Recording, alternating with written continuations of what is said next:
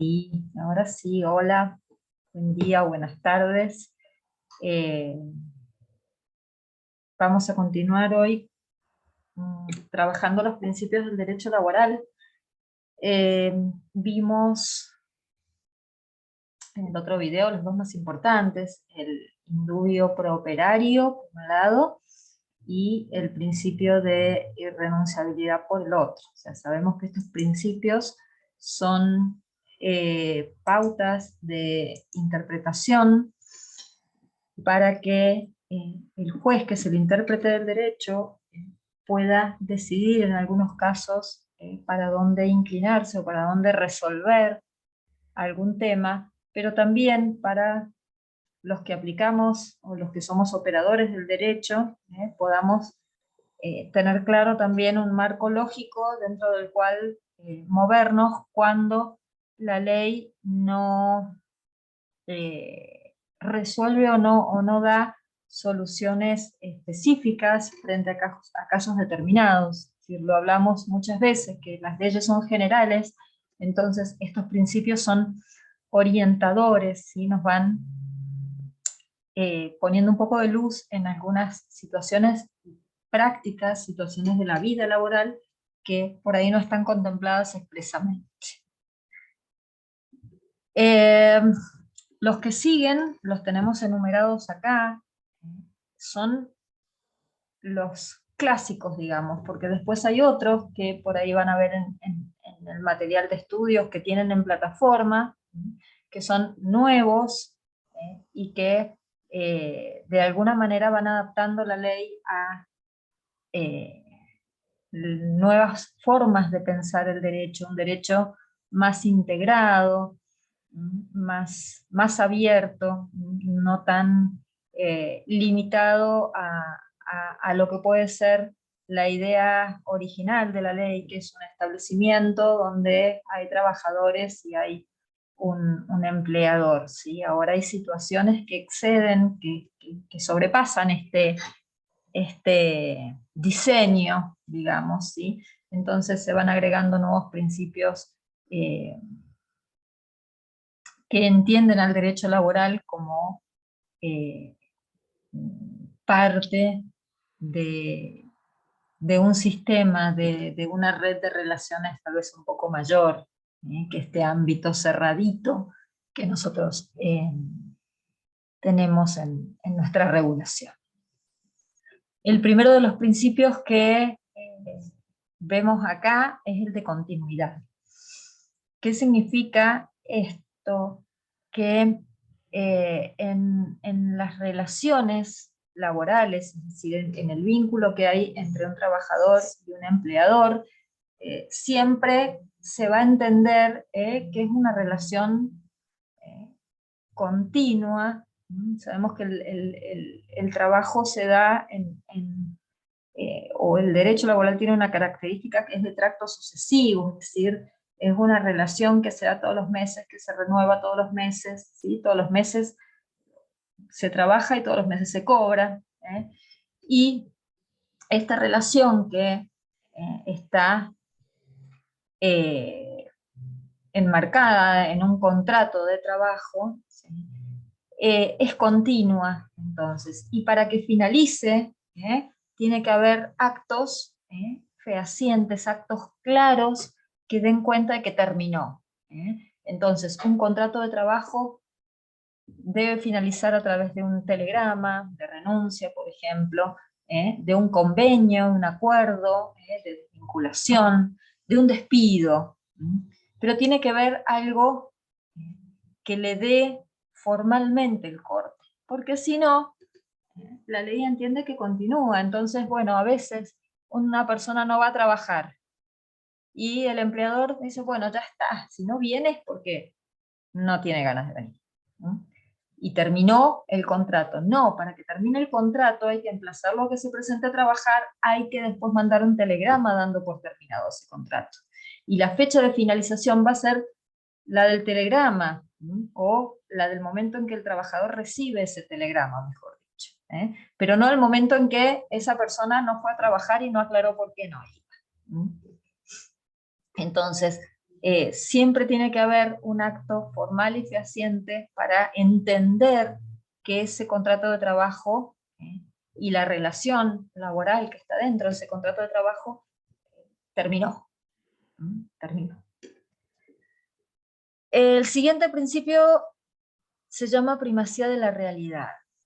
Primacía de la realidad es que como el hecho del trabajo, digamos, ¿sí?, tiene prioridad sobre lo que dicen las leyes o sobre el nombre que le ponen a eso que se hace. Entonces lo que prima es eso que se ve, no por ahí el papel que tenemos escrito respecto a lo que se ve. ¿Por qué? Porque sabemos, y lo hemos comentado, que hay muchas veces que se usan figuras no laborales, pero que esconden detrás una relación de trabajo. Cuando ustedes me dicen, bueno, pero ¿qué pasa con el monotributo? El monotributo no existe como figura laboral, lo que existe es la locación de servicios como una figura civil, o la locación de obra, pero si nosotros encontramos en esa vinculación o en ese contrato de locación, por ejemplo, que el trabajador cumple un horario, que recibe órdenes, es decir, que no es independiente, sino que por el contrario podemos encontrar esas notas de la dependencia económica, técnica, jurídica. Entonces, en ese caso, por más que le pongamos cualquier otro nombre, estamos hablando de un contrato de trabajo. Esto persigue proteger al trabajador frente a cualquier situación fraudulenta que se le quiera llamar de otro nombre al contrato de trabajo, generalmente para no pagar aportes, ¿no? Para evadir estos costos laborales que siempre decimos que son tan altos. Bueno, en ese caso se le puede poner que es una locación y que el trabajador tiene que inscribirse en el monotributo, se puede decir que hay una pasantía o que hay una beca, hasta fideicomisos he visto con trabajadores reales, ¿sí?, en relación de dependencia. Es decir, se le puede poner cualquier nombre. Pero en tanto y en cuanto yo pueda encontrar esa dependencia, va a ser una figura laboral.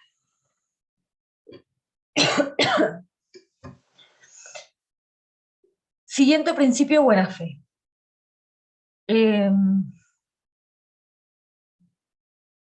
Cuesta a veces definir la buena fe, porque es como que parece muy abstracta, ¿no? ¿Qué es la buena fe? En la ley laboral, buena fe se puede entender como actuar de la manera en que lo hace un buen trabajador o actuar de la manera en que lo hace un buen empleado. Ahora, ¿qué entendemos por buen empleador? ¿O qué entendemos por buen trabajador? Es una cuestión que queda para decidir, que queda para ponerle contenido de acuerdo a las valoraciones sociales de un lugar y un momento determinado. ¿Por qué? Porque para nosotros hoy ser un buen trabajador implica cumplir con todas las obligaciones laborales, básicamente, no faltar al trabajo, tener buen trato con los compañeros y con los superiores, cumplir en tiempo y forma con las tareas que se nos han encomendado, y ser un buen empleador, que significa pagar la remuneración que corresponde, en el tiempo que corresponde, no evadir costos laborales, por ejemplo, no pagar de menos, no tener trabajadores en negro. Eso es ser un buen empleador. Tener buena relación, contemplar las situaciones particulares de los trabajadores, cuidar, no solamente las obligaciones formales, sino también que tenga unas buenas condiciones de trabajo, que se cuide la salud, la integridad del trabajador. Eso es ser un buen empleador, es decir, el cumplimiento de todas las obligaciones a cargo, Pero yo diría un poquito más. El cumplimiento de lo que tiene que ver con el respeto al otro, sea trabajador o empleador, el respeto al otro como persona, por encima o más allá de lo que dice la ley. Eso es la buena fe. Y se tiene que ver en todos los momentos del contrato, antes, durante y después del contrato. ¿Sí? Antes, al contratar trabajadores. Es decir, ¿puede el trabajador decir que tiene, o sea, o saber que tiene una enfermedad y no decirla? No. ¿Puede el empleador decir que va a pagar todo, que va a poner en blanco, que va a pagar horas extras y después no lo hace? No, porque está engañando. ¿Sí? Durante la relación laboral también, es decir, si yo busco una excusa para no ir al trabajo, si el empleador trata mal, presiona, exige, desvaloriza frente a los compañeros, es decir, el maltrato laboral, últimamente también es un tema que hay que ver, que se ha empezado a visibilizar no hace tanto tiempo, pero es una realidad. Y después, cuando termina el contrato de trabajo, ¿por qué? Y porque hay obligaciones que continúan, pagar la indemnización, ¿sí? O el trabajador no reclamar lo que no le corresponde, sí, eso también es bueno. El siguiente principio lo vemos claro, no discriminar en razón de raza, sexo, religión, género, podemos agregar, que es muy importante. Cualquier motivo que haya para un trato diferente entre trabajadores es violar este principio de no discriminación. Principio que después va a ser una obligación para el empleador y que también lo vimos como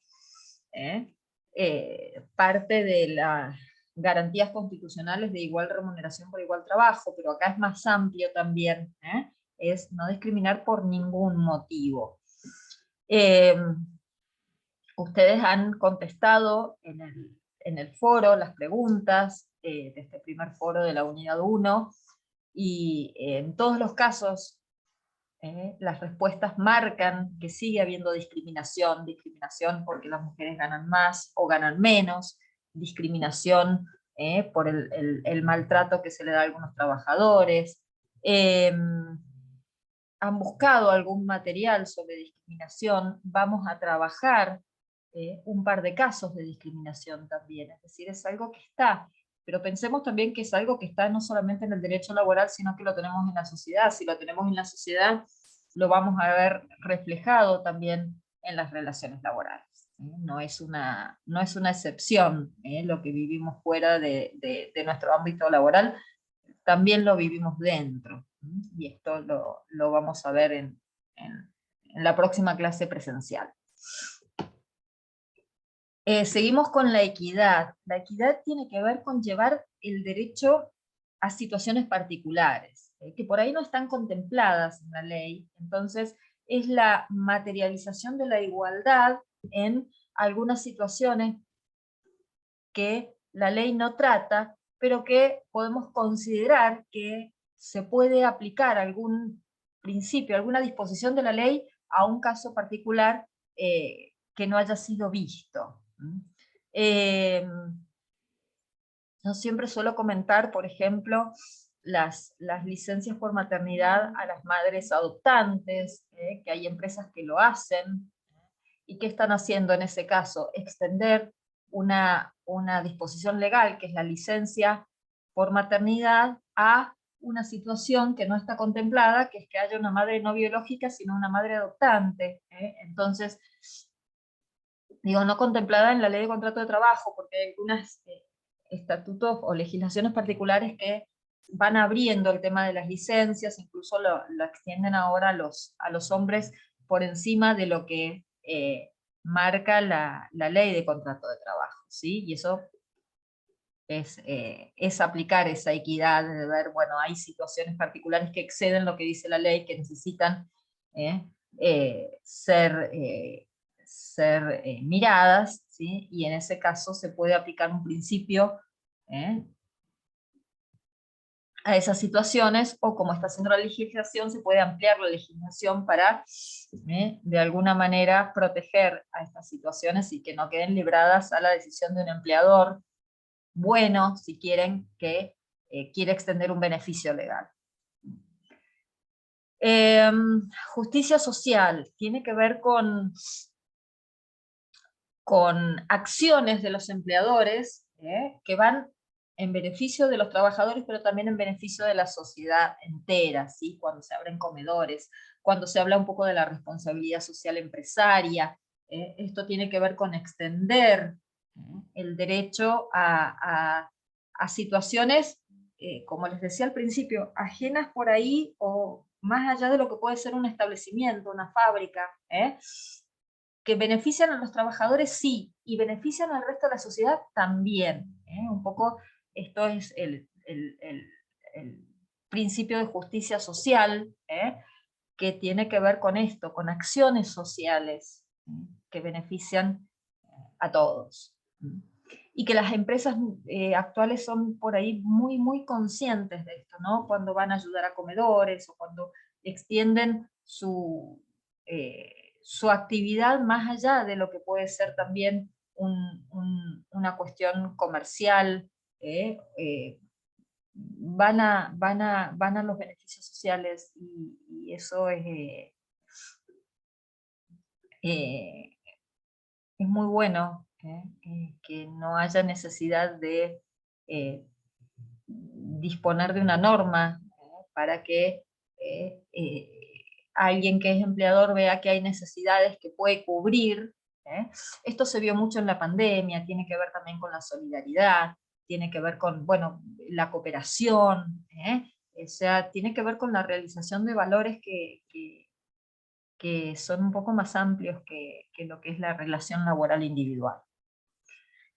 Bueno, la gratuidad está dispuesta en beneficio de los trabajadores, tiene que ver con que tanto el asesoramiento como los trámites, por ejemplo telegramas, o las acciones judiciales que deba encarar sean gratuitas, para que pueda tener acceso. Imagínense si un trabajador tuviese que pagar por mandar un telegrama en el correo, o pagar por contratar un abogado para que lo ayude, no podría, no podría. Entonces, se dispone incluso de asesoramiento gratuito, sin necesidad de que tengan que llegar a un juicio, pero los trabajadores tienen ese derecho para de alguna manera equiparar un poco el desequilibrio que hay con respecto al empleador. Es un beneficio para que pueda tener a mano un asesoramiento con respecto a su situación o a los pasos que tiene que dar para realizar algún reclamo. Nos quedan dos principios. Razonabilidad tiene que ver con, o está previsto con respecto a las acciones del empleador, la manera de actuar del empleador. ¿Qué significa esto?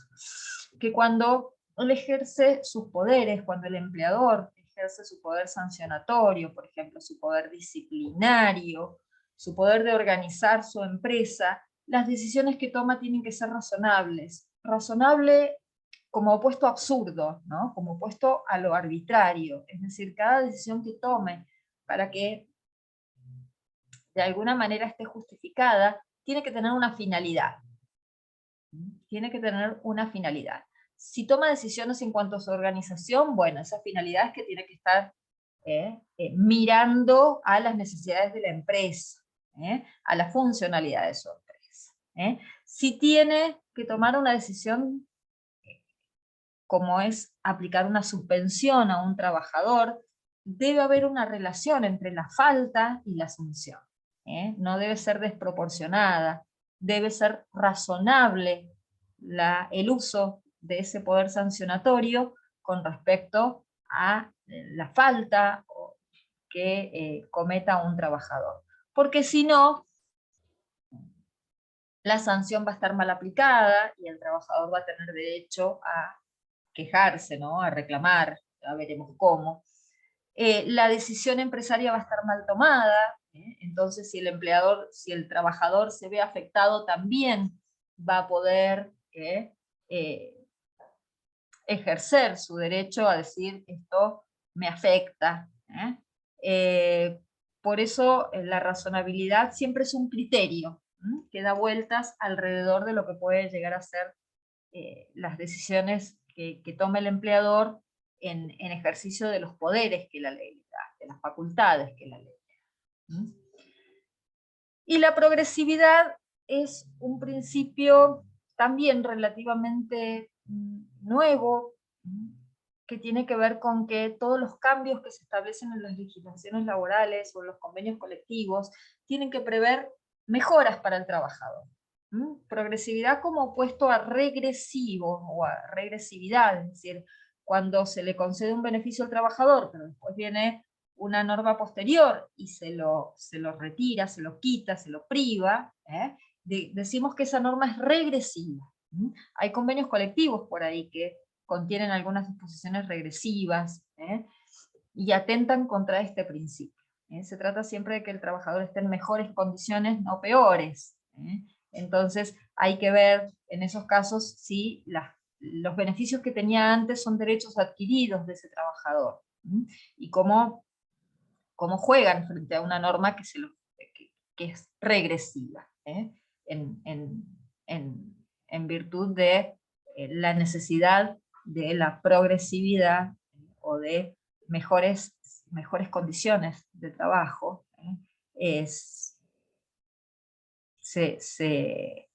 De alguna manera tenemos un argumento para decir por qué se rechazan aquellos principios o aquellas normas que pueden ser perjudiciales o regresivas. Bueno, hasta acá son los principios que nosotros vamos a estudiar. Si quieren consultar en el material de clase, hay